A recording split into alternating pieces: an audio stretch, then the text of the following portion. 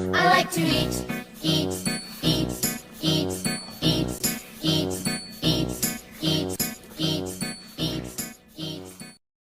这一期我们来到了马来西亚，这趟旅行其实挺简单的，没有什么特别明确的目标，基本上就是一直在吃，但吃着吃着你会发现，好像这个地方还挺让人放松的。我们住进了一家公寓，前台还放了欢迎的小饼干，可以随便拿。房间整体还挺干净的，空间也还不错。我们现在正在去一家据说传说中特别好吃的鸡扒店。到了，点了2份他们的招牌鸡扒，外面炸得很脆，但不是那种油很多的炸。这很像鱼肉肠，带一点藤椒的味道。吃完之后，我们又去逛夜市，已经挺晚了，但人还是很多。我点了一碗尖蕊，就是那种椰子做的冰沙，吃起来有点像椰子糖化开之后再冻成冰的那种感觉，甜甜的，而且价格也很友好。第二天我们去爬山，准确来说是坐车上山，那个小火车真的很陡，很快就到山顶了。山上有猴子在树林里到处跑，有点野，但也挺可爱的。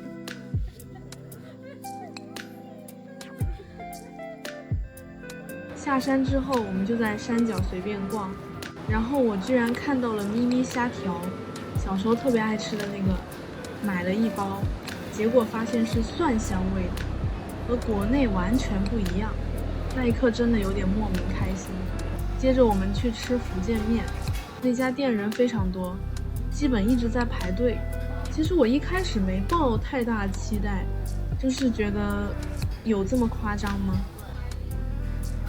结果那碗面上来之后，汤是那种沙茶底的，有点甜，但很香，再加上排骨，整体搭配的很刚好。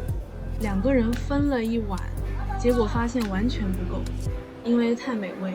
回国之后我还一直在想，这碗面味道就比较普通，但它配的那个酱我还挺喜欢的。槟城的甜品也挺有意思的，看起来是甜的，但吃起来会带一点咸味，基本都是椰奶打底。我们点了一个大满贯，红薯、芋圆、芋泥、仙草，还有紫米，还有另外一个更咸的甜品，说不上特别惊艳，但在这种天气里，每天都很想来一碗。在槟城，你会慢慢接受一件事情，好像真的除了吃也没什么特别要做的。有一家卤水店，排队的人特别多，多到你会开始怀疑到底值不值得。我还是去排了，吃完之后的结论是确实好吃，但排这么久好像也不用。旁边还有烧烤，不是那种孜然味的，是甜甜的沙茶酱，有的还会加菠萝，炭火味很重，我个人还挺喜欢这种。第二天我们去海钓，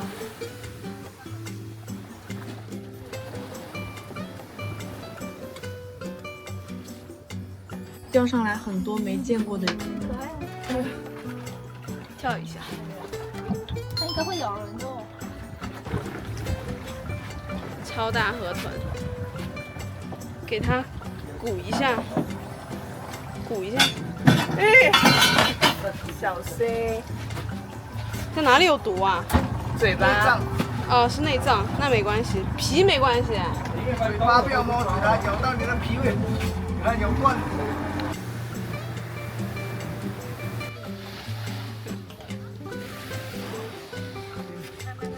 姜黄粉。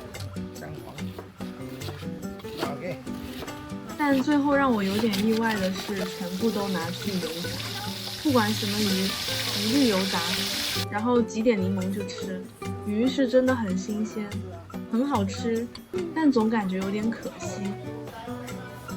后来我们去看了一些老建筑，以前华侨留下来的房子，看起来是中式的，但细节又有一点西式，还有娘惹的鞋子，做得非常精致。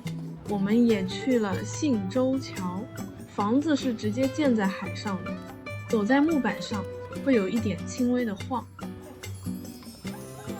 还有一个饮料叫白豆蔻酸梅汁，说不上特别好喝，但味道挺特别的。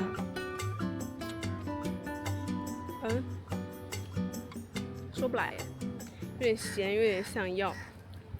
然后是榴莲，我以前其实不太吃这个，但这次在马来西亚吃完之后，开始有点上头了。后来我们去了亚庇，吃了海鲜，螃蟹很好吃，鱼稍微有点踩雷，但最让我记住的其实是海边的日落，没有特别夸张的颜色，也没有什么绝美时刻，就是坐在那里看着太阳慢慢下去。这趟马来西亚旅行真的没有什么特别宏大的事情，就是一直在吃，一直在走，但很多很小的瞬间反而记住了。我应该还会再来一次。